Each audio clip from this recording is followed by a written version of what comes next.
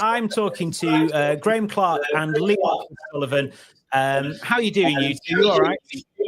Yeah, we're fine. We're fine, thank you. Just remember, be gentle. This is our first time doing a podcast. Yeah.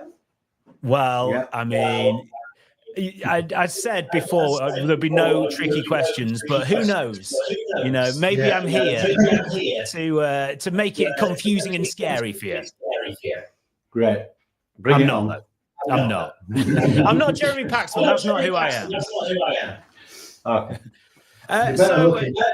Oh, well, thank you. You're very, very kind.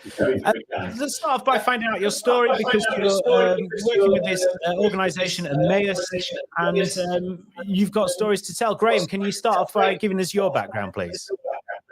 Well, my background is when I left school at 16, many years ago, I trained for 5 years as a cartographer. And for about 20, 30 years, that was my occupation. Then I set up my own business. The computer age came in, but I didn't get on with the computers. I did it still the old-fashioned way, and I ended up working 24/7. And one day, my partner decided she had enough. I came home and she left a note on the kitchen table saying she'd left, and by the way, my bank account was empty. And I found myself in a predicament of how do I get away with this? I started paying bills, but I couldn't pay all the bills, the mortgage, and virtually I had a breakdown. And before I knew it, I just walked out and ended up in Brighton on the streets. I had to survive the streets of Brighton. And how long were you on the streets? Luckily, I wasn't on the streets too long, about 8 weeks, but it was over a Christmas period. And yeah, it was a real culture shock. But the good news is I ended up talking with people that I would not normally talk to, and realized that these people who were homeless as well, they all had a story. And when I heard their stories, I thought, you know, Jesus, mine's nothing compared to what these people have gone through. And they're still on the streets. And it was an education that I was, might sound silly, I was glad to have. And that's the thing, isn't it? I guess you would never have known otherwise. And so many of us will never know at all. No. My concept of somebody homeless would be somebody sitting on the street, sitting on a blanket with a dog and a begging bowl, you know, asking for money. But it's not that. The problem with living on the street is boredom. There is nothing to do. You know, you go to bed about 6, 8 o'clock at night. You wake up at 6 o'clock before the street cleaners come. What do you do the rest of the day? There is nothing what to do. It's that boredom day after day, monotonous. And thank God, eventually I heard about a place called Emmaus. And to start with, I thought it was one of those type of communes, wild communes, and God knows what, but it's further from the truth. Yeah. You know, it was a community that worked, and by working, we supported one another. And that's the greatest lesson I think I ever learned. And Liam, what's your background? Right, my background. Oh, now we're talking. Right. My life was absolutely amazing. Everything going great. Me and my wife, we struggled when we first got married, and we built everything up. It got to a point. I had a really good job. We had 3 holidays a year, and then one night my wife passed away suddenly, and that's when my life changed completely. Me and Graeme, we do a talk and tour here, and I tell my personal story, and it's very important when people come and see us. Graeme does more of the history and explains what Emmaus is about. I tell my personal story, and it's a powerful story, and I think it's important to share with people because of the fact that it makes us human to people.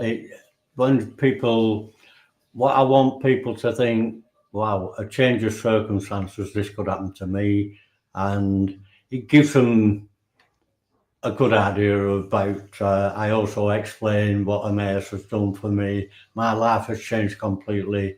I've been as low as possible, and now I'm the happiest I've been for a long time, and that's thanks to Emmaus, and it's done a lot of things for me, give me confidence, and I'm a totally different person.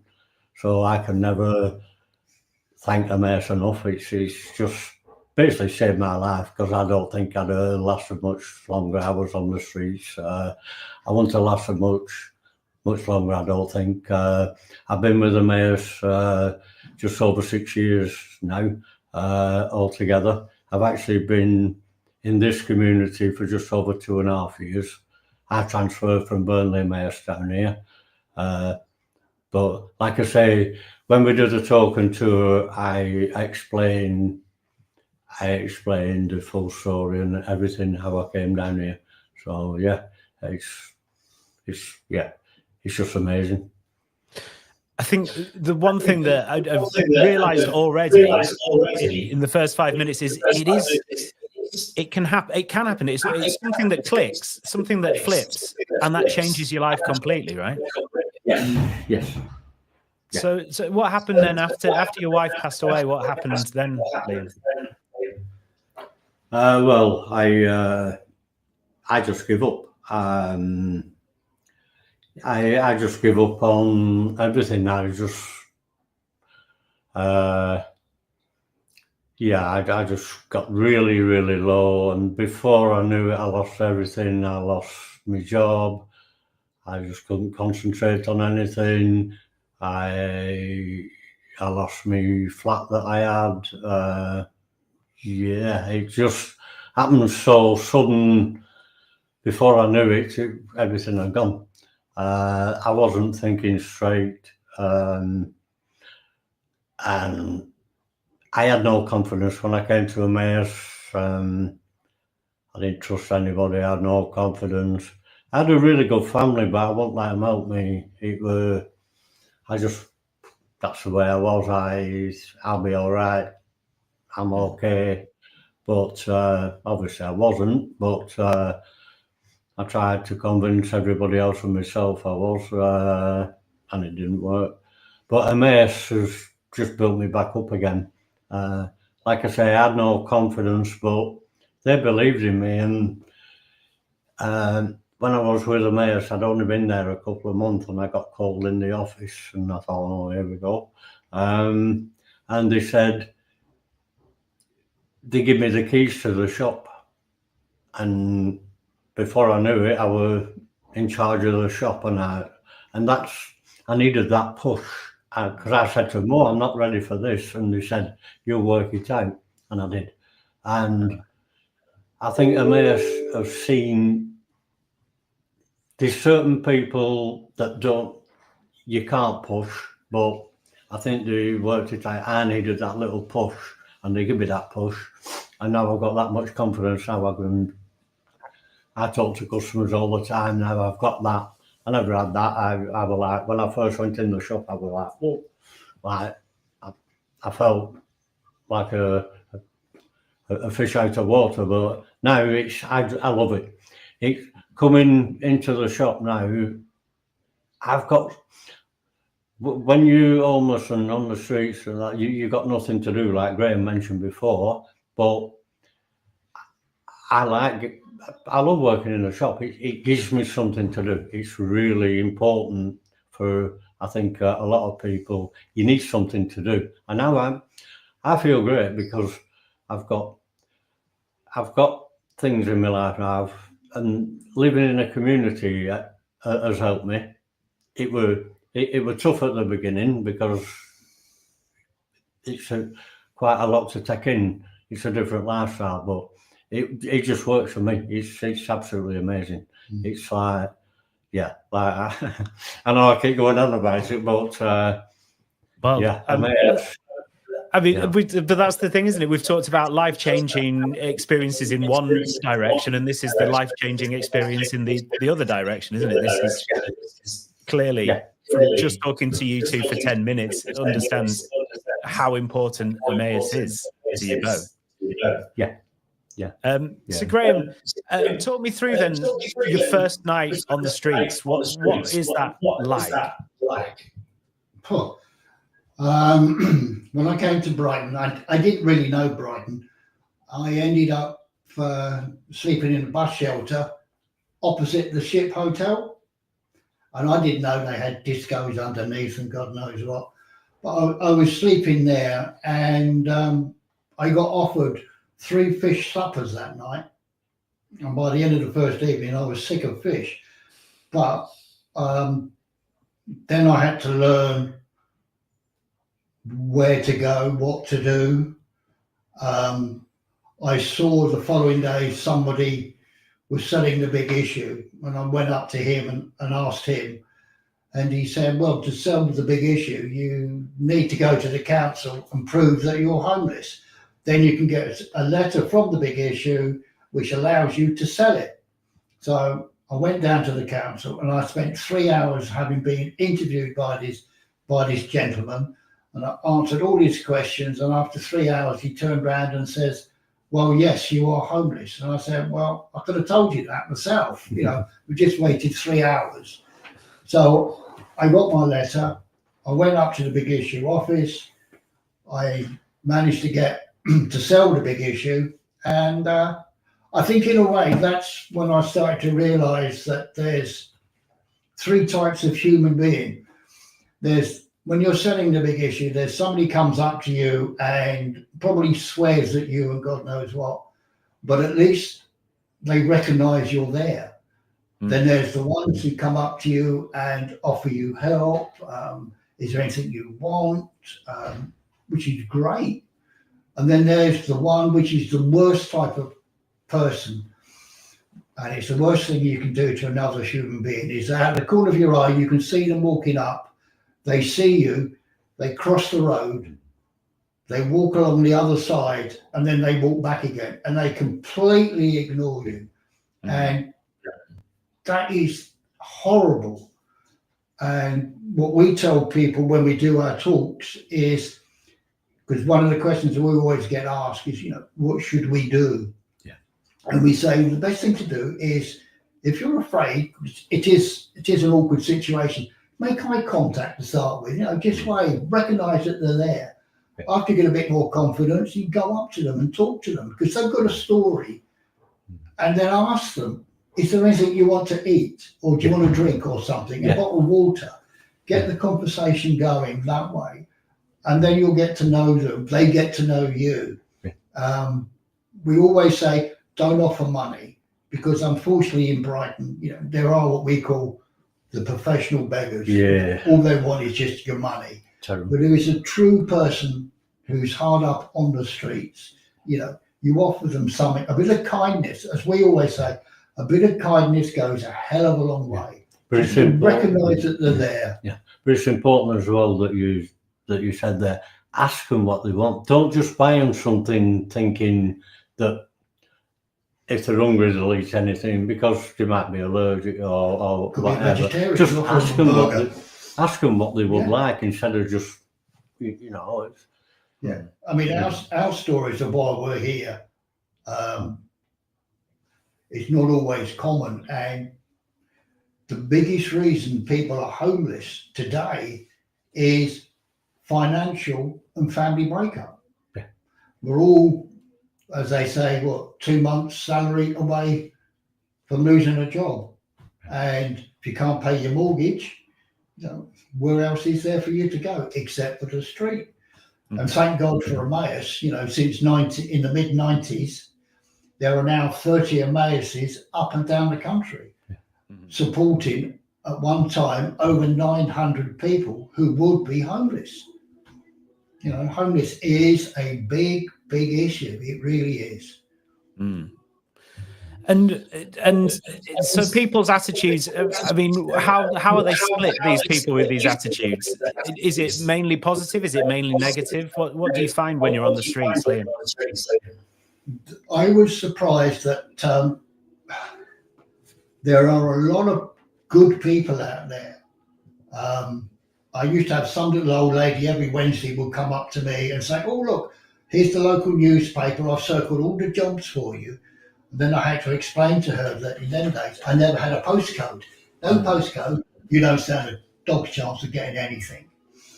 But, you know, she's a lovely old lady. But there are a lot of good people and there are a few bad people. I mean, I've been kicked and urinated on and God knows what. But, you know, I think that's the fact of life when you're on the street, unfortunately. But it's the silent majority. That's the problem, is there is nothing for them. Trying to get housing, especially in Brighton, well, forget it. I was told by the officer at the council, for a single man then, you had an 18-year waiting list. Well, wow, give up. And that's the thing. So finding help in that way, sort of through official channels, is not easy, even when you're in that situation, because you would hope that if it's come to being on the street, there would be a service there, like a safety net, an official one. But is that not the case? There are organisations, and God bless them, that do help. There's several. There wasn't 20 odd years ago. There are a few now. But most of them are small. Most of them are trying to finance themselves. In Emmaus, it's reckoned that for every £1 the government spends on Emmaus will save the government £11 each. So it's a no-win situation. But trying to get communities up and running, you know, we have to finance up to 4 or 5 million to get one off the ground. So they're not easy. It's not easy. And it's, I guess, the problem with government is that spending on things that don't immediately show an improvement, but do in the future, isn't good for them, because it'll come after their next chance to be elected. It's a tough sell if you're not going to immediately be able to start a community and start bringing people off the street straight away. There's no votes in voting for homelessness. Simple as that. You know, it's not just a question. You know, it's a deep-rooted thing. What needs to happen is to help these people before they fall into the trap of being homeless. That's where it needs to start. Not wait until they are homeless. Is there anything we can do then to help that, to do like proactively as just citizens to try and help people? Because it's difficult, as you said. I mean, Liam, your story was very much you didn't ask for help and you said everything was fine, as you said. And so what could have helped you, maybe? Well,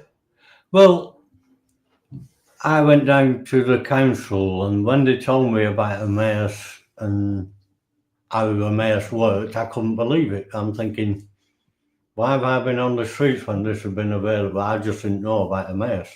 And I think it's quite a common theme we call ourselves companions, and most companions in here were the same. They didn't know about Emmaus, and then, it was just chance. My brother-in-law, I bumped into my brother-in-law and he pestered me to go down to the council, and I went down there and they mentioned Emmaus, and when they told me how it worked, I thought, wow, this is amazing, you know. I mean, it's just fate, really. If I hadn't bumped into my brother-in-law that day and gone down to the council, but within, I think it was within 3 days of setting up a meeting at Emmaus, my room was ready for me to move in, and I just couldn't believe it. I was like, wow, this is really good, you know. Oh, wow. I mean, Emmaus doesn't work for everybody. Some people it doesn't work. But for me and for Graeme, it works.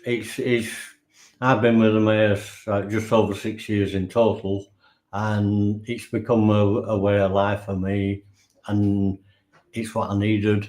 And we've got support workers here that help with any problems, and I've got everything in place, and if I do have problems, I can get help. And it's just I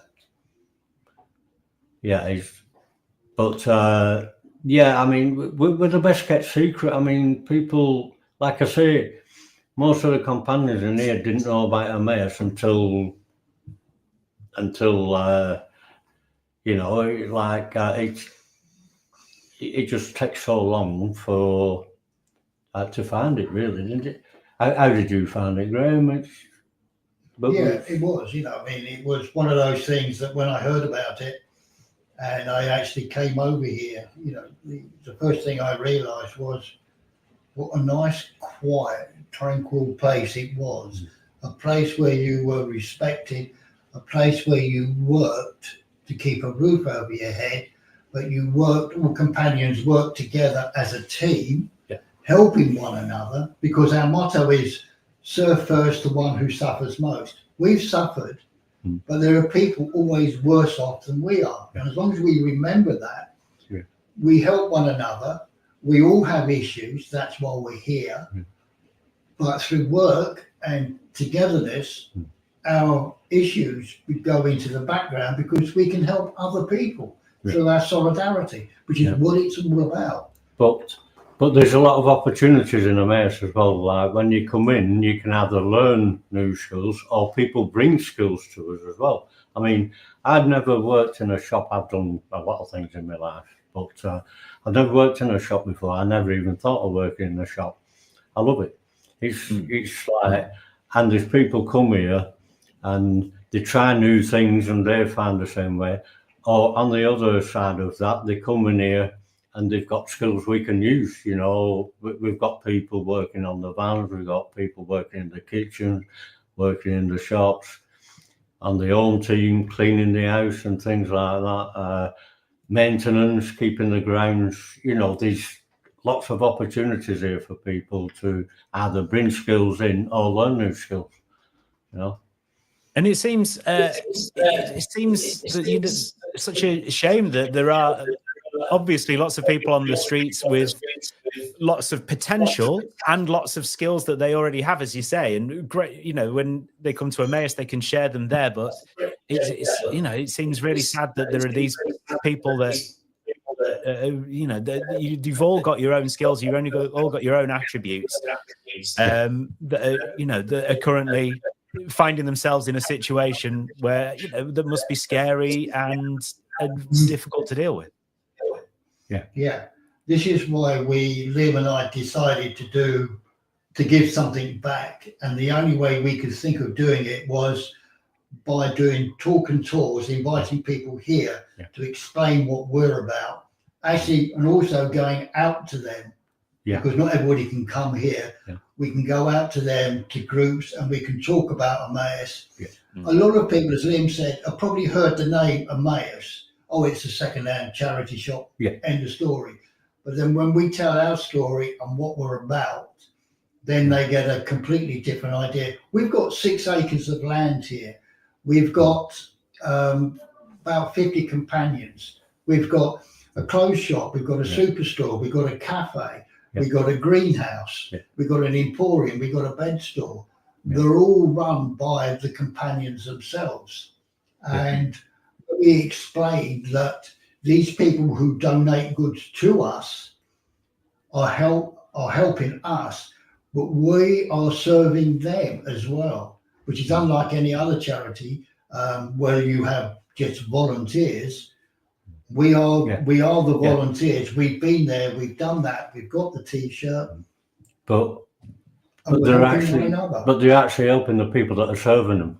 And once people find that out, they're like, "Oh, right," and they see us in like a different light. And we're a working community, and I think that's important.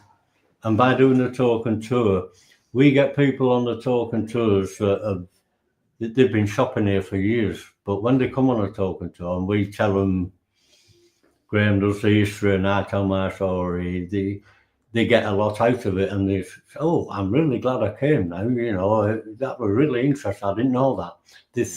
They thought they knew about Emmaus, but they didn't really know a lot, really. And there's a lot of rumours going round about we were a religious group and things, weren't they, and things like that. But once we find out, we're open to anybody. You know, it's just we love doing them, and we love going out doing talks because we can reach people. We go to groups that only meet in the evening, so we can go to them in the evening. We don't mind going out in the evening, doing a talk and telling them all about us. Because, as you know, as you've probably worked out now, I can't shout enough about Emmaus because of what it's done for me. You know, it's yeah. Anyway, I'm gonna stop doing that now because I think. Well, it's great, and that's the positive. As you say, you've got these stories of pain, but you've got this real positive resolution, and the fact that you're giving back to the people who've helped you to kind of increase that sort of awareness. It's lovely, and it's obviously been brilliant for you. And it's, how can we support Emmaus in the future? Right. This is where we come with the advert. Yeah. If anybody has any furniture or bric-a-brac or clothing that they would like to donate, I do have a number here, if you don't mind. Go for it. 01273 426 480. That'll get you through to the department, and we can then arrange to pick up goods. And the gentleman on the phone is also a companion. He'll ask you certain questions, and then we'll arrange a pickup. Yeah. So that's one way. Another way, here comes the other advert, is through our talking tours. And if anybody wants a talking tour, if they would like to phone 077 16 914 960. It's an answer phone, and we will get back to you in about 48 hours. And finally, coming up is Halloween, where we want to do a Halloween talk around the site, a spooky one. And it's open on Saturday, the 26th of October, between 10 and 4. Yeah. If you want to come dressed up, even better. And I've actually been roped into dressing up. I'm going to say it now, so I'm going to have to do it, aren't I? Committed now, committed. As you can see, Graeme's got ready early. Hey! Just saying. Oh, brilliant. Well, I'll put all the details in the description of the live stream and the podcast, so people can find out more about that. And I'm sure they will want to. Thank you so much for coming on, Graeme and Liam. It's been fascinating to hear your stories and hear the amazing work of Emmaus as well. Thank you very much. Thank you. Thank you for the opportunity. Our main guest of the evening on, Clark French. Hello, Clark. How you doing? Hi, yeah, I'm good, thanks. Yourself? Good, thank you. Yeah, all right, get in there. Clark is a medicinal cannabis campaigner, I guess. Is that what you would say? Yeah, that's what I'd say. Yeah. Okay, and where do we stand with the legalities around medicinal cannabis at the moment? So medicinal cannabis was made legal in 2018. There's a case by a kid called Billy Caldwell, who his mother, Charlotte, took him over to Canada. They got a prescription. He has intractable epilepsy. He has over 100 seizures a day if he doesn't have his medicinal cannabis.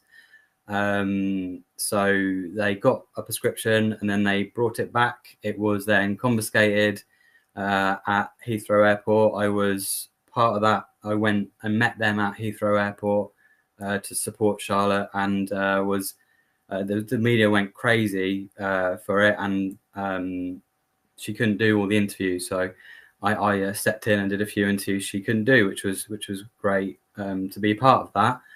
But subsequently, the government changed the law. They changed the scheduling of cannabis. They moved it into Schedule 2. It was in Schedule 1, which says it has no known medicinal benefit, which obviously was a joke. But they moved it into Schedule 2, which says it has some medicinal benefit but a high potential for abuse. So it kind of like it was a crack in the door. It meant that Billy Caldwell got his prescription back. He stopped having seizures, and it meant that other patients could then start getting prescriptions as well. But unfortunately, it's not prescribed on the NHS yet. So people have to pay quite a lot of money privately for consultations and for the medicine. So, you know, it's a bit crazy.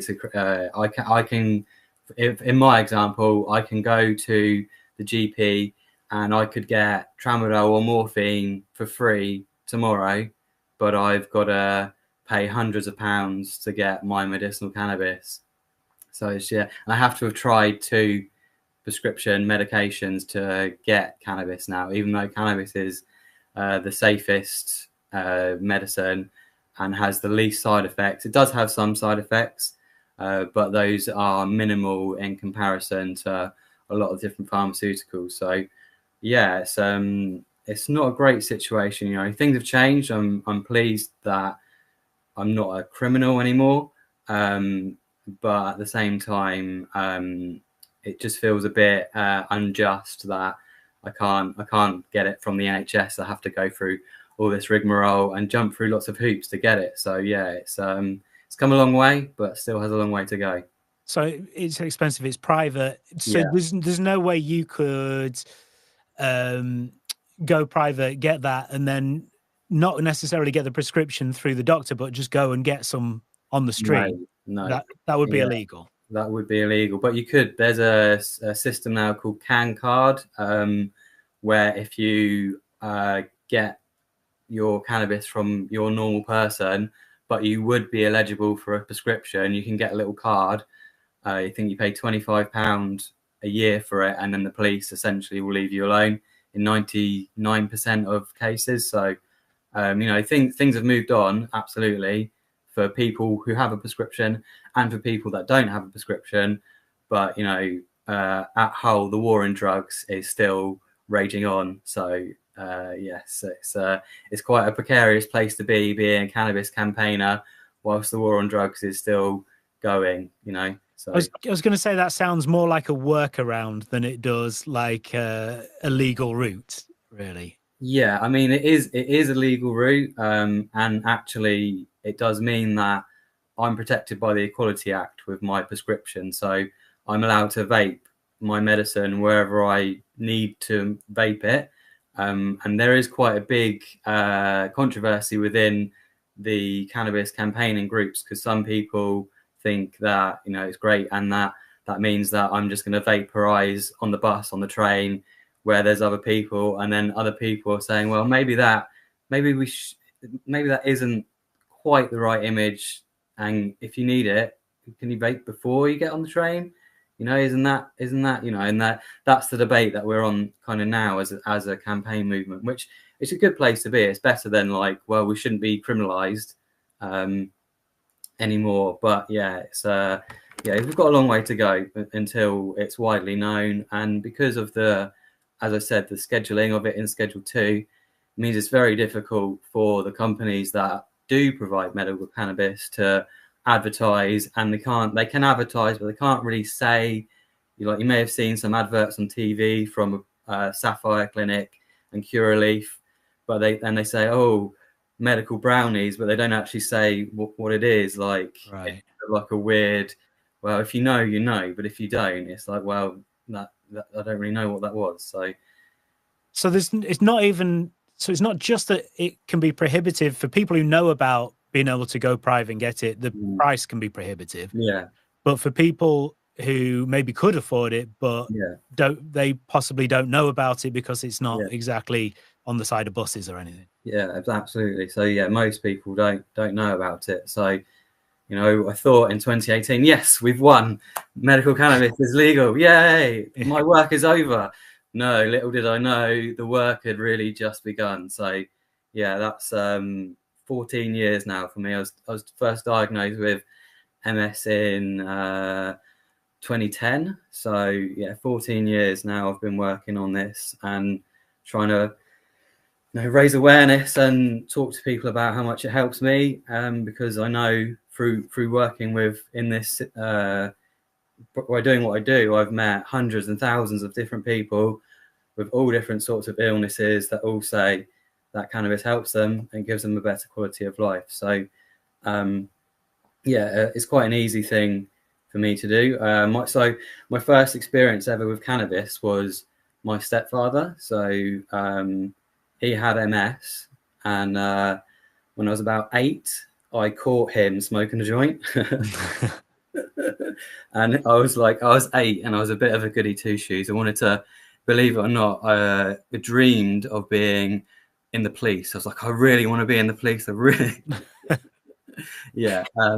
Didn't quite work out that way. No. But, although you've probably dealt with the police a lot, have you? Yeah, I have. But the police on the most part are pretty all right. They're not too terrible if you know the right things to say to them. But it does kind of require that if you don't have the right things to say to them, they can be a right pain. So. Mm-hmm. So, as you say, 2010, you got the diagnosis with MS. How soon after that was it that you found out really about cannabis, or you started to kind of explore that as a kind of a route?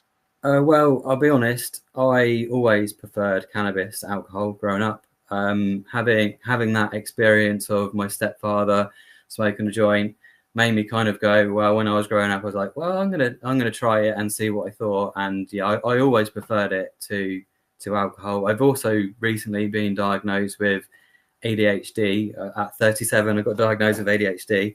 Right. And then I'm like, now I understand why at 16, when I took cannabis, suddenly I could pass all my exams and I was like able to function. It was because actually I had ADHD, and cannabis is really good for ADHD as well as MS. So having MS and ADHD is often very strange because they need the opposite thing. So like the body's like, just rest, and the brain's like, no, but I've got a million amazing ideas and we could do this, that, and all the other. But cannabis definitely helps to kind of calm the brain and the body, and it just generally leads me to have a better quality of life. So I have my main symptom, which is what I'm prescribed my cannabis for, is MS symptom called MS hug.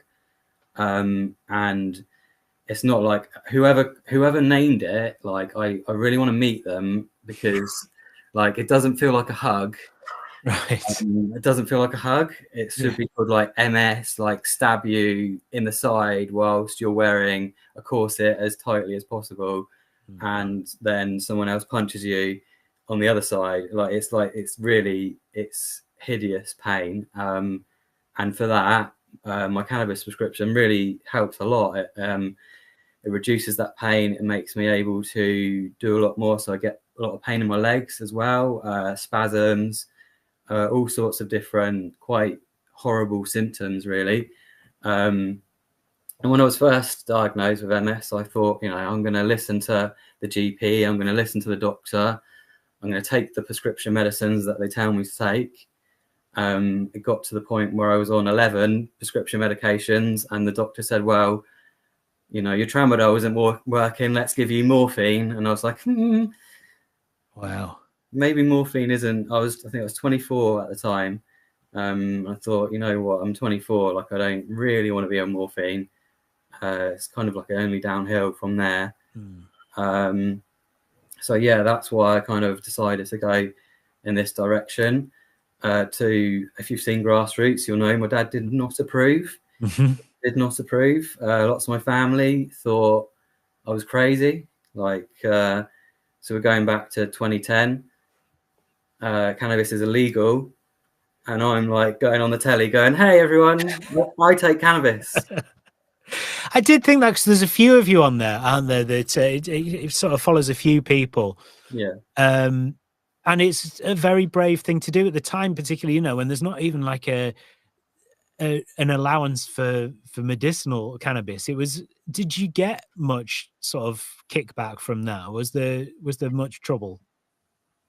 Yes and no. So there's quite a lot of support. First and foremost, I think it was there's definitely a history of campaigners in the UK. Like I stand on some giant shoulders who really put in a hell of a lot of work in the 90s to create an awareness that cannabis helped for MS. So, you know, I stand on their shoulders, really. Yeah, I think it's a difficult one to kind of put into words, really. Yeah, I'm kind of struggling here. So I think, yeah. Well, it's well worth people checking out. It's on YouTube. You can see the whole thing there. It's called Grassroots, isn't it?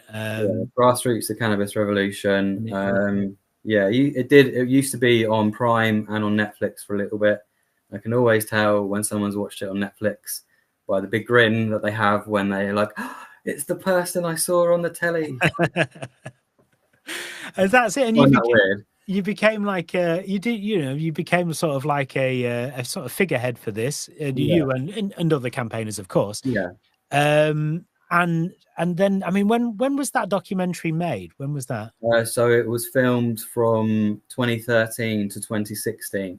So there's still like a good 3 or 4 or 5 years until you managed to even get the partial victory that you. Well, no, it was only 2 years after they finished filming. Oh, right. And I was quite gutted, actually. I was like, if only they'd carried on filming for a little bit longer, they'd have actually got the change in the film. But yeah, well, you can't have everything, but I mean, still an important film, still well worth watching. So that's it. So was it, because a lot of that is you out campaigning and people are using cannabis because obviously they need it for their medical health, and that's was a pretty dangerous thing to do. I mean, was there much kind of much issue with the law? I mean, I know you said that the police in general. I mean, like, I'm white and middle class. Like, I can talk like this and I can say the right things to the police. So, you know, I'm kind of all right. It is a case of that. The police do, you know, it is, if you're a black person, you're 7 times more likely to be stop and searched in the UK. Maybe even 8 or 9 now, actually. I think it's gone up since I got those figures. So I've been okay, but that's probably down to who I am.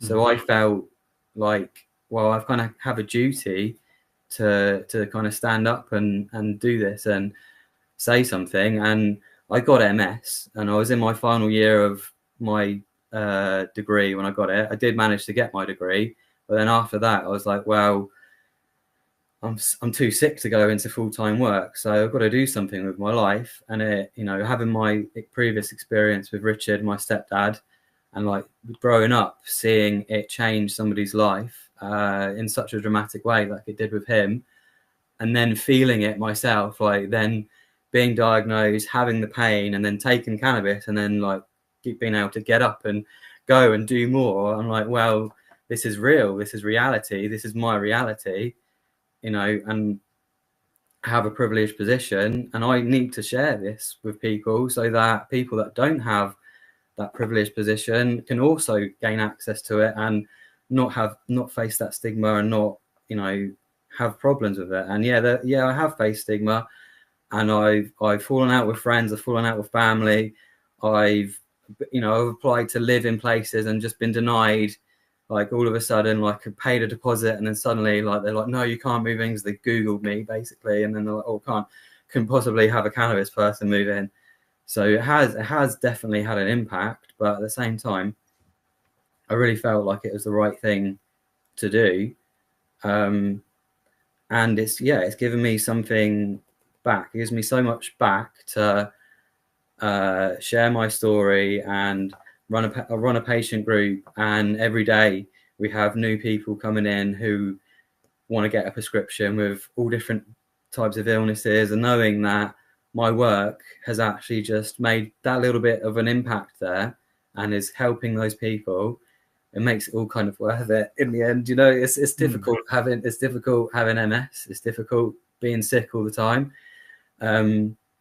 especially as a man, because as a man, you want to work. Now I'm a dad as well. You want to provide for your family, and I can only work part time. I can't work full time because I'm too sick. So, you know, it gave me that something to do that was valid and worthwhile, and yeah, it gave me like a purpose again. So yeah, it was really big.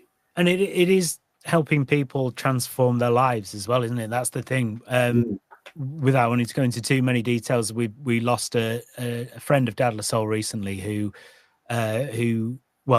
used medicinal cannabis but couldn't afford the prescription, couldn't afford to go private, and that kind of led to using other things that didn't really work out very well, and it kind of ended quite tragically. And so I guess if you're able to bring these people together, that work to bring people together and give them that route and help them and support them on their route to kind of find a solution that will work for them, it must be really rewarding.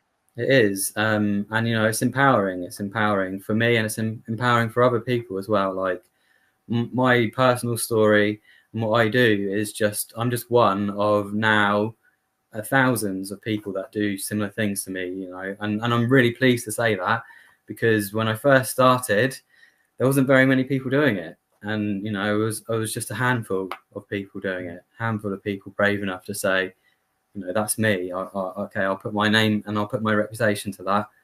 And now it's moving. There's lots of different people involved, and yeah, it's definitely like change. So it's really positive to see, you know, but it is also sad because of stories like that where really the NHS should be prescribing this medicine. They should be giving it to people as they need it, and it shouldn't be a privately for profit. You know, at the end of the day, I believe healthcare is a human right, and I don't believe anybody should make profit from healthcare. That's just a fundamental belief that I have as a human being. And yeah, it is sad to see that is the case in medical cannabis, but at the same time, it's so much better than it was. So, you know, once you do have that prescription, you have those legal rights and you're protected by the Equality Act. And yeah, it means that medical cannabis patients in the UK, once you've gone through all that rigmarole to get it, you're one of the best protected in the whole world to have your cannabis. But, you know, you tell that to everybody out on the street and everywhere, because, you know, lots of people don't know. And you do get hassle sometimes. You do get dirty looks. You do get like tuts. Yeah, and you know, every person that goes through that, like that, you notice all of them. You do, like, you're hyper aware because you're like, well, people are going to judge me. And most of the people, especially in Brighton, it's fine, no problem. But occasionally someone takes a problem and yeah, makes you quite uncomfortable. And you have to say, I'm sorry about the smell. I'm actually legally prescribed, so like I'm allowed to vape my medicine here. So I'm sorry you don't like that, but I'm in lots of pain. So, but yeah, that conversation that you get a bit tired of having that conversation. Doesn't happen all that often, but when it does, it's just another like blow. I think it needs people like you raising awareness, doesn't it? I mean, that's what it is people just go, oh, drugs are bad, and they don't know, they don't understand because it's quite a highly researched area now. Yeah, absolutely. Yeah, I think cannabis is possibly the biggest, most researched drug ever in the history of humanity. Like, there's thousands of research papers from various different countries all over the world about different illnesses and ailments. And you know, there's if anyone wants to look into it, there's a great resource called Granny Stormcrow's List. And that basically is like just a list of every single study that's been done on cannabis. And yeah, any illness is go to that. And you can find all the research papers on it. So yeah, that was a really good resource for me as well. Like when I came into it, like looking into that and going, well, actually, like this isn't just me feeling it. Like there is scientific evidence from around the world proving this. It's only that the UK government doesn't listen to that because it's not done in the UK, so UK standards. So we're still in that place where the government, they changed the law, but they did the minimal amount that they could, and then they haven't set any regulations whatsoever. So it's essentially like a bit of a Wild West situation where there's a lot of people, a lot of players coming into the industry who want to help patients and whatever, but then they're not getting the patient numbers that they need to have viable businesses.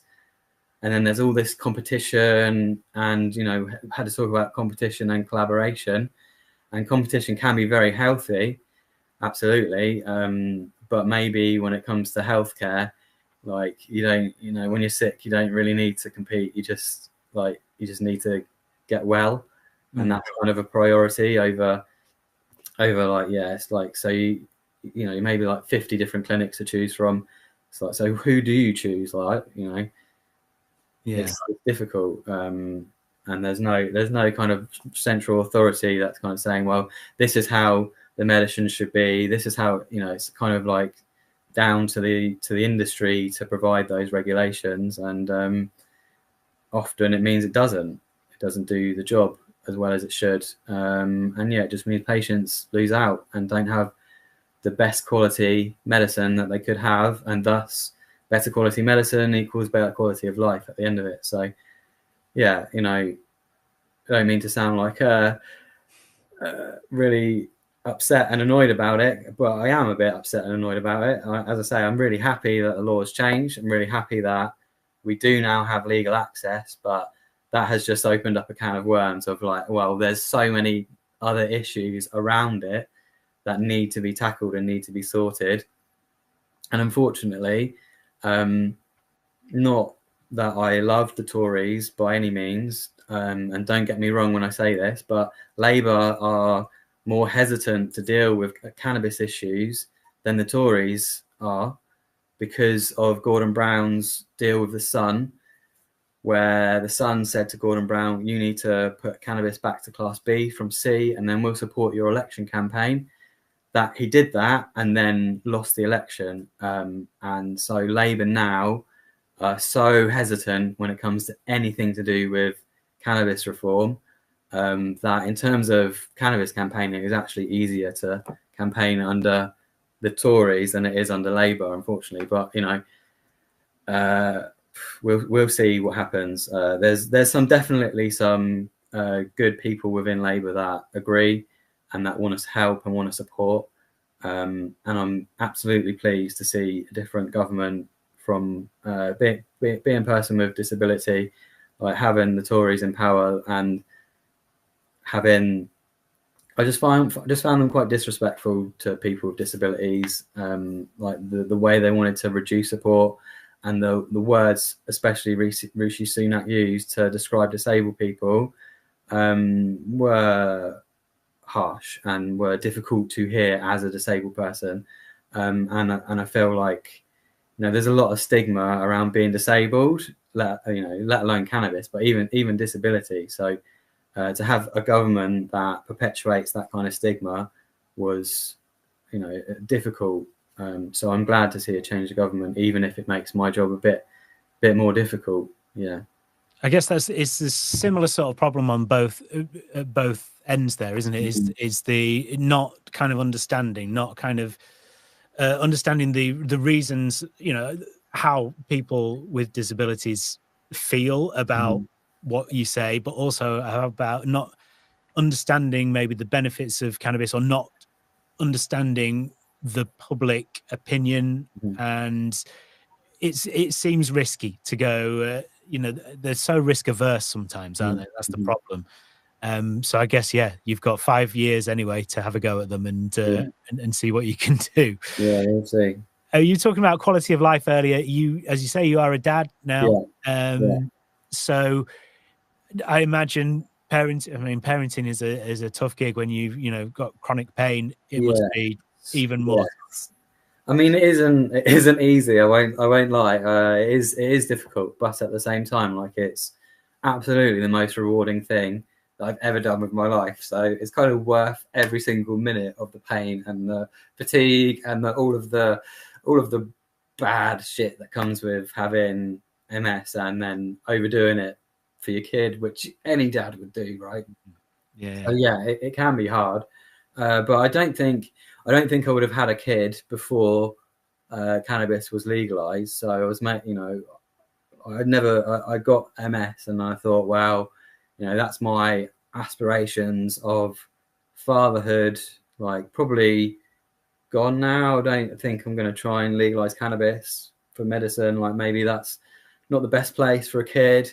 And then the law changed, and like, things happened, and then there he was, and then I was just like, wow, this is literally, I can't believe I didn't want to do this. I can't believe I thought I wouldn't do this. This is like, just like, it's so, when you're first a dad, I'm sure everyone can understand this. It's just really weird. You're like, I'm a dad now, and there's a little person that, like, relies on me. And oh my God, it's so hard. And oh my God, my parents did this for me. And suddenly you're like, oh, okay. You've just got this whole new wave of respect for all of the adults in your life. You're like, oh yeah, actually, this is probably the most difficult thing I've ever done ever. And you're like, okay, yeah, it's hard. and my boy, he was born, I think it was 9 days into the lockdown. Oh, right. Wow. So it's like, the world is over. And now there's a new life. Oh my God. Like, what? So yeah, it was mega crazy experience to become a dad in a lockdown, and like all of the COVID restrictions, and like unfortunately he had some problems with his bowel. He had to have he got rushed to Brighton Hospital, and they did 2 life-saving operations, and full recovery. So that was difficult in a pandemic though, because me and my ex, his mother, we only were allowed to see him on every other day, so you only had one visitor. Wow. She was recovering from cesarean. I wasn't allowed to see her at all, and it was. I was like, really? Is this the time that I've chosen to be a dad? Yeah. Oh my goodness. It all came together in the end, and just ever so grateful to the NHS for saving his life, really, and the fact that today was his first day at school. Oh, there you go. Wow. Big deal. Yeah, huge. Yeah. I mean, it's also fascinating to hear you say, that without medical cannabis being legal, it possibly, you might not have had that experience. No, I'm not sure I would have, because it's hard enough being a parent, but having, and I still fight against the stigma around cannabis. Like, every day of my life, I still fight that, unfortunately. But having it legal means I've got the ultimate trump card and go, I win. I win now. How do the Equality Act? Yeah. So you better stick by that. Yeah. There you go. I win. So it's quite nice to be in that position, rather than kind of it's illegal, and then they can go, well, it's illegal, and then they win because it's illegal. Yeah. So that changed everything, and cannabis makes such a big difference to how I can be a dad. Like, it's still hard and it's still tough, but there's things that I can do that I wouldn't be able to do without it. Like, like every dad wants to pick up their son or daughter and be like, on the shoulders, like, have a look around on the shoulders. Like, I can't take him anywhere once he's on my shoulders, but I can get him up there and we can have a look around. And it's like, I couldn't do that without my prescription. It gives me the ability to keep up with a 4-year-old, not all the time, but as a lot better than I could have otherwise. It's not perfect, but it's my life is good because of my medicine and because of my son. And I want to keep moving forward with the organization United Patients Alliance, keep helping people that want to access cannabis legally, and also keep campaigning, because there's lots of people out there that currently access cannabis in different ways, and I don't think that they should be criminalized for that. I don't think that's worth the police's time. I don't think that's what we should be spending money on as a country. I think as a whole, medical cannabis needs to be protected and needs to be free on the NHS, but cannabis needs to be legalized, because that's the safest thing to do. That's how you have age restrictions. You're saying about teenagers. Well, drug dealers don't ask for ID. Their only ID they ask for is a £20 note. Mm-hmm. If you put it into the hands of people that could lose their license if they sell it to somebody that's under 18, suddenly it's a lot harder for people under 18 to access cannabis.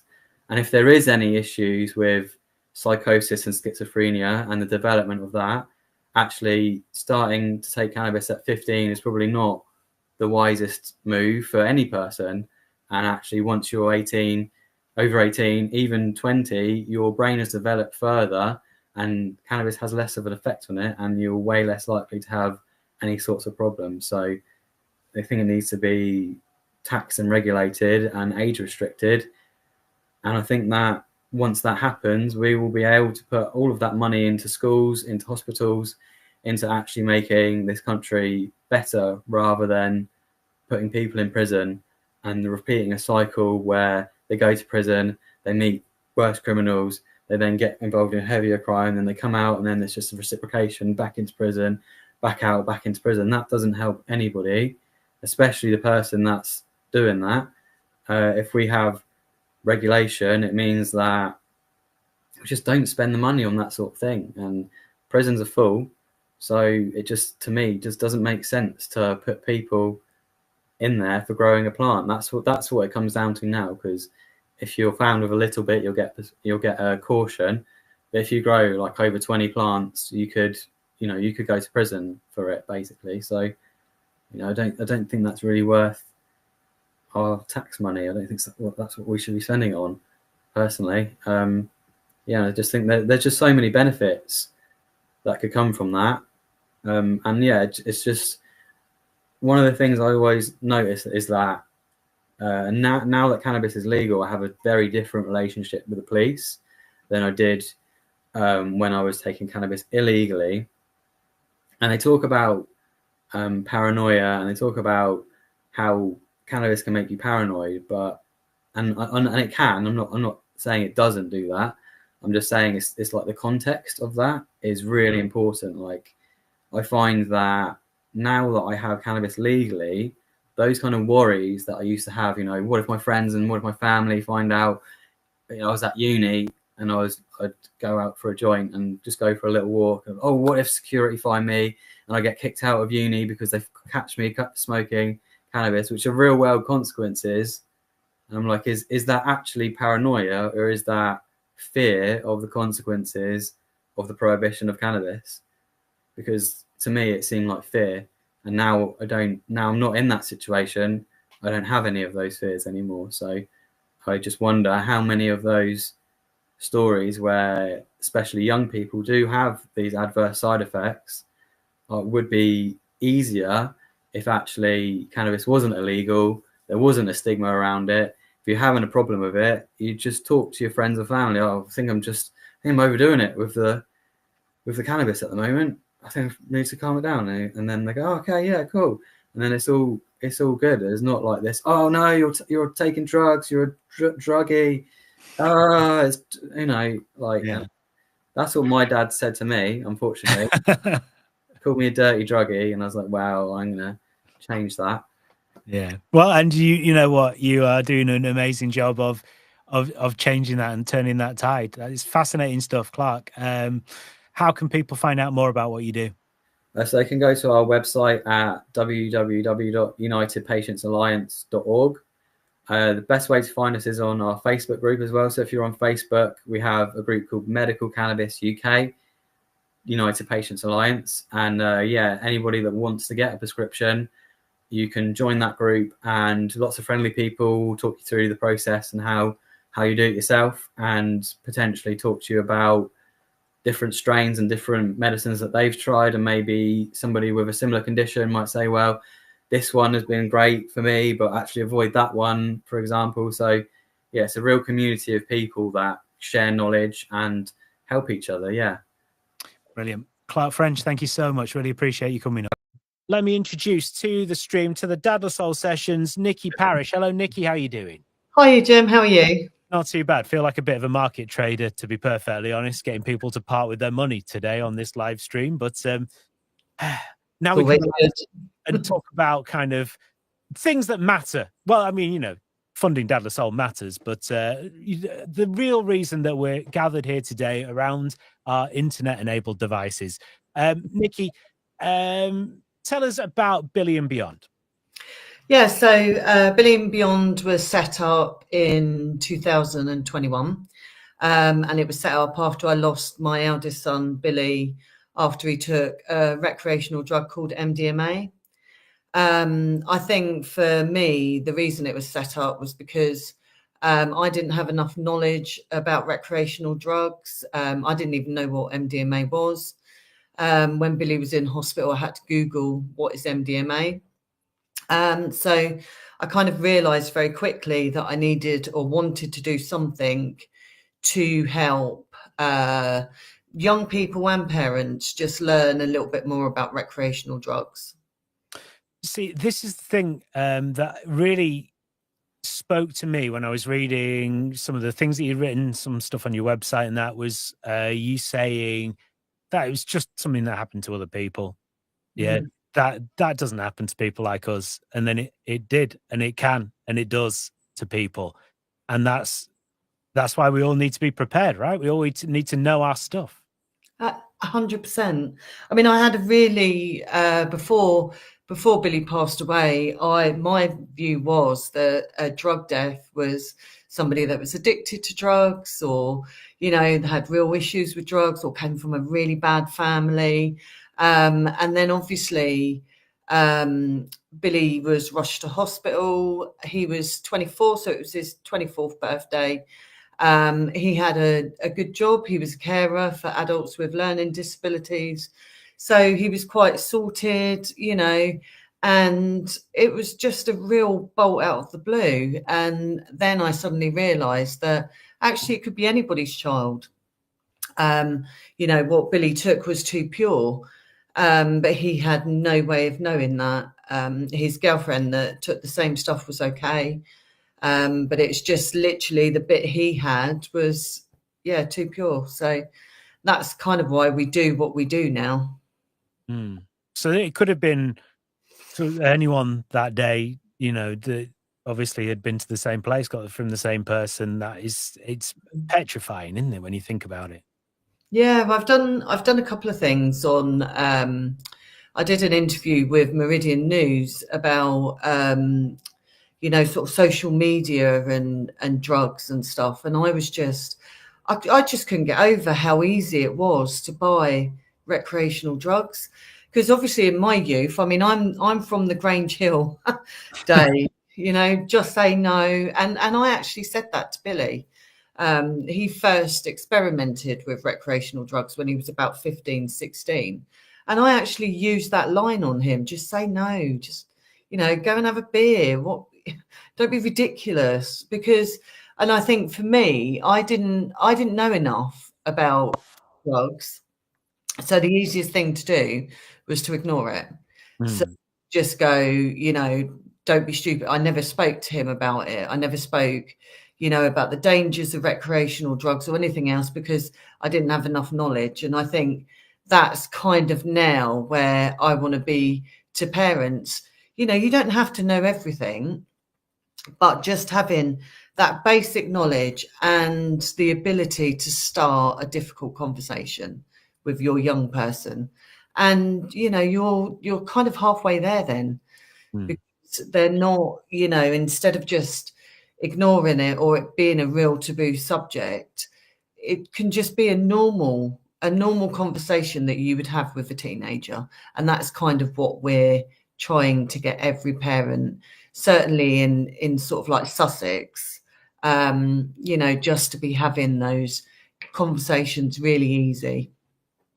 I think it's one of those things where, as you say, it's just easier to bury your head in the sand and just ignore it and hope that it goes away and it just never becomes an issue. And I think that's the case with a lot of things in parenting as well, that are on the surface seem tough and difficult to deal with.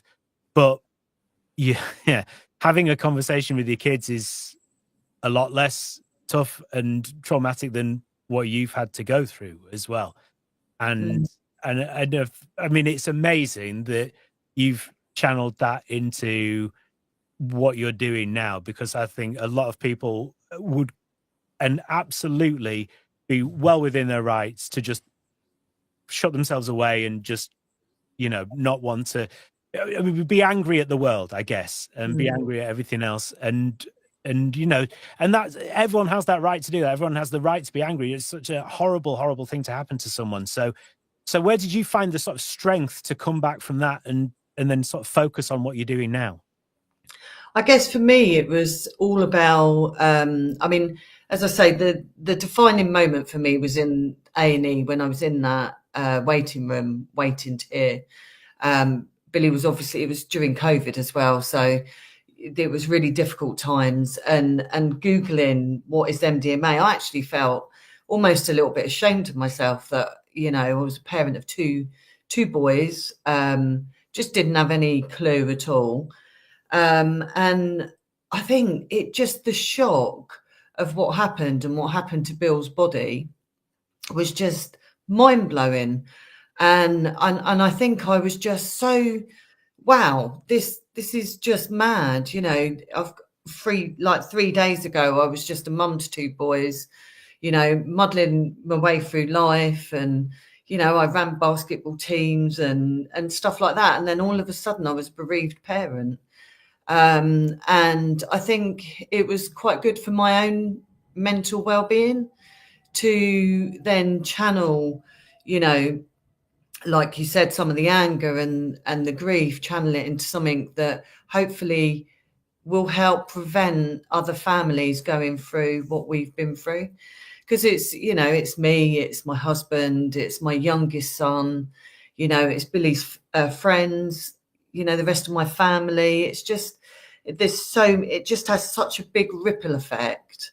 And I'm really pleased because Billy and Beyond has really grown. And, you know, we're doing now on the, you know, I do lots of different talks and stuff. We've just, our interactive workshops now just being finished. And, you know, we've done a film about Billy's story. So yeah, we're really sort of growing momentum, and it's really good to see. And each talk that I do, I think helps me a little bit, which is great. And one of the other things that we do as well is we have a lot around mental well-being in like young people and children. And again, I think that's something that can be a really positive thing as a parent that's lost a child, is just giving back sometimes is good. Of course, yeah. No, it must be. I've got the animated video here. Do you mind if we show it? No, not at all. I'd love it.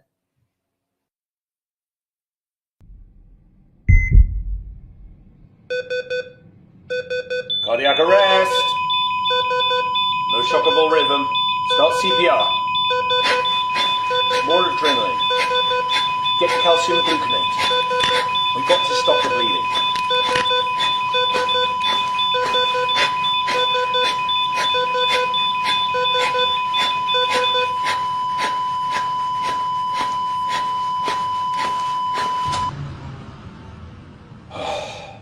Time of death is 07:51. Cause of death, refractory hyperkalemia, disseminated intravascular hemolysis, and multi-organ failure. Acute MDMA intoxication. Only just 24.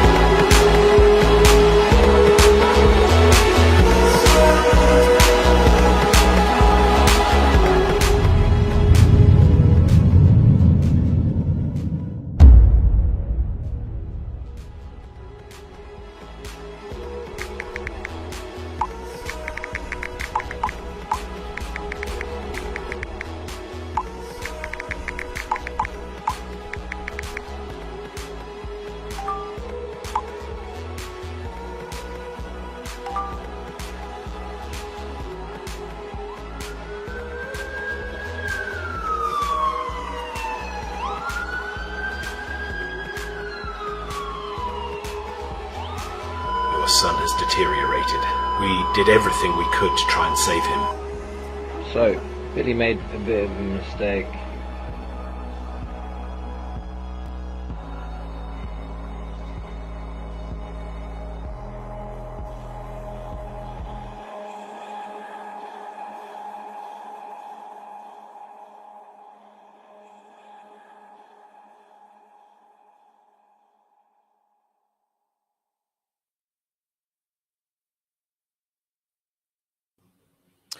So, I mean, really, really powerful video, that, isn't it? Yeah.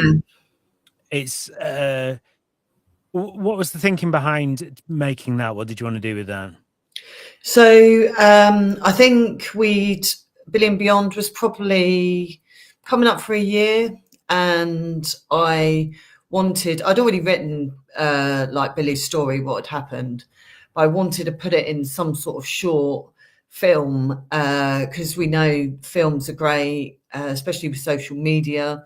They can capture like more people, and I knew I didn't want anyone at that point to play Billy, so I was trying to think of ways that we could do it without it being Billy, someone acting as Billy. And I met this guy called Morgan from Morgan Films, who was absolutely fantastic, who, you know, I just said, this is the idea I've got. I was very clear that I wanted it to be hard hitting. I didn't want it to sort of pull any punches. I didn't want it to be flowery, and because what happened to Bill was hard hitting. And the bits that it shows in the film, like his girlfriend texting, is the same sort of timeline. So she took a video of Billy. She sent messages to his friends asking what to do, because Billy had a seizure. So she was, you know, kind of asking for advice. And then it's one of the things when we talk to young people that we really, really impress, that actually the first thing you need to do is call 999. You know, you're not going to get into trouble. No one is interested. They just want to get to that young person or your friend, or, you know. And so, yeah, Morgan was absolutely fantastic. He really understood, you know, where I was coming from and what I wanted. And yeah, I'm really, really pleased with it. I mean, I've watched it a few times now, and every time it's still, you know, as a parent watching it, you just think, oh, you know, it takes your breath away. And it's, yeah, it is fantastic film. So that's the advice you give for young people. So I mean, that it is interesting, isn't it? I mean, we never know how we're going to react in a panic, and I guess if you've had this advice, if you've heard this talk, it always helps to be able to have that advice in your head, I guess. So that's what you say. First thing, call an ambulance, and then deal with the rest then. 100%. I mean, I actually met the paramedics that went to the 999 call to Billy, and they don't normally meet people, like, you know, they didn't know that Bill had passed away. They don't get told, so it was quite a difficult kind of meet. But they've appeared on some new films that we've had done, kind of like information films for young people, and as I say, parents as well, talking about recreational drugs and how they, you know, their experiences. So how often they deal with, you know, recreation drug calls and stuff like that. And that's one of the things that they impress, that just call an ambulance. They're not there to judge. They're not bothered. They just want to, you know, get that person to hospital as quick as possible. Of course, yeah. And so for parents then, you know, my daughter's going to secondary school next year, and then that's, you know, the kind of lead up to those teenage years. So for me, this is something that's definitely circulating in my brain at the moment. How do we talk to our kids? Because one of the problems I imagine is when you talk to your kids about some things, they instantly like, my parents have said it, get away. And especially if you're trying to broach a subject like that, I mean, it's with a lot of things, you know, with sex, with drugs, with whatever, There's a barrier to get through there. How do you approach it as a parent? So I think one of the first things I would say is maybe start before you get to that age of, I don't want to talk about, just start introducing, the same as you would alcohol, I guess, alcohol's not a taboo thing, so just maybe when you start talking about alcohol and, and things like that, you start introducing, also the recreational drugs. You can use examples of medicinal drugs, so drugs that can be used like paracetamol and stuff like that. And then I think just trying to be as open as possible, and not judging your young person. One of the things as well, which I think is really important, especially going into senior school, is one of the things we talk about in the workshops we do is having like a code, a text code. So if your daughter's in a situation where, things are she's not really liking it, or she feels uncomfortable, just giving them a way out without losing face. So for you to be talking to her, and it kind of brings up recreational drugs without it being a big scary, dad doesn't know what he's talking about kind of thing. But just so it could be as simple as an emoji. So a trusted adult, doesn't have to be you, could be an older sibling if they've got an older sibling, but just an emoji that they text.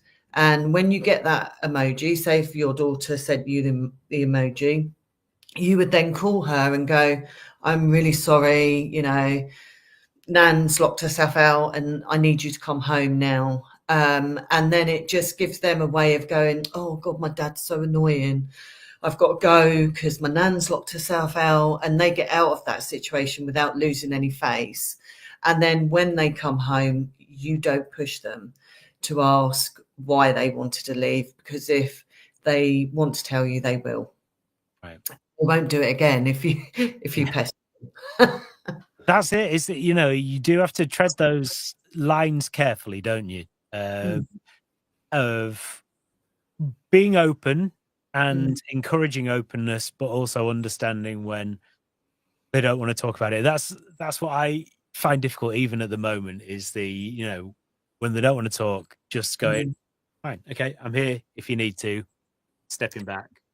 It's hard as a parent. It's really difficult because, you've been their world for forever, and then all of a sudden you're not cool and they don't kind of want to be seen hanging around with you anymore. And it's really different. And it's quite, as a parent, it could be quite hurtful. But it's just about keeping those communication lines open, if and when they need it. And just, because with recreational drugs now, Billy and Beyond is not just about saying no anymore, because we know it doesn't work. It's too, it's everywhere. We know it's everywhere now. And so, we also in our workshops discuss different ways of being safer if you are going to take recreational drugs. It's just being realistic, really, and, making them have the tools to make a good choice. That's the thing, isn't it? Because, we all know how teenagers work. So we've all been teenagers, and what kind of mechanisms can we help them put in place then to be a bit more sensible and make the right choices? So it's really, so with any recreational drugs, the one thing, if they are going to take anything, is there's a thing that says go slow, stay low. So they're taking small amounts and just seeing, what the effects are before they take any more. Because, it's these days we don't know what's in them. The Loop is a great charity that does drug testing at festivals, and they've got a place in Bristol now where they will test drugs before you take them, and they will tell you what's in them. which I think is fantastic. But they did it, not the summer just gone, the one before. They did a whole testing thing at one of the festivals, and all the MDMA they tested.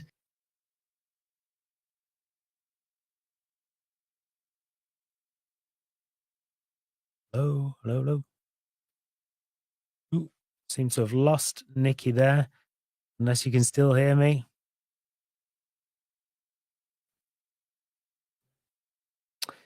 I think we've had a technical issue, which is annoying.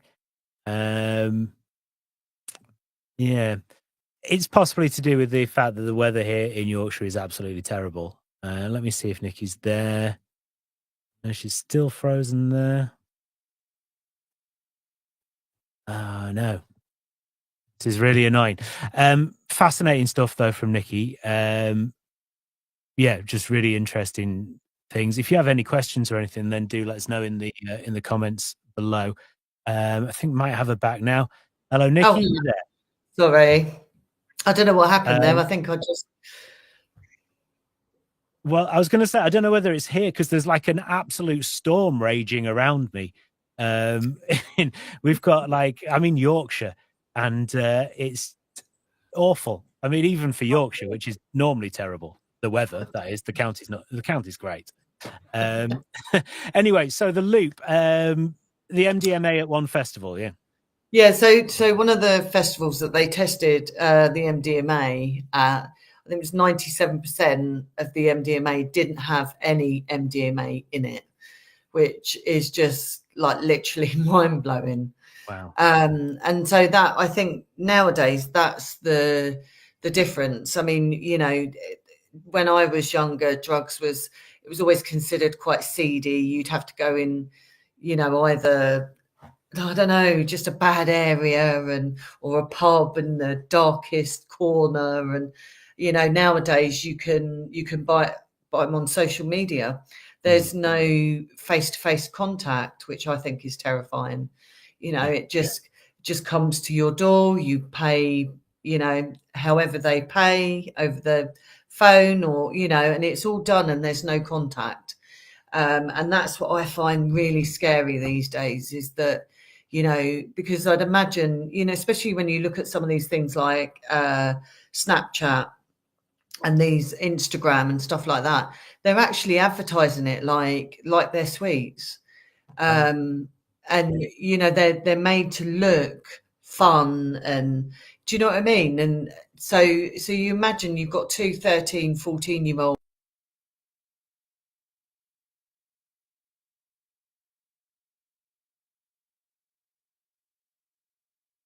We've lost Nicci again, unfortunately.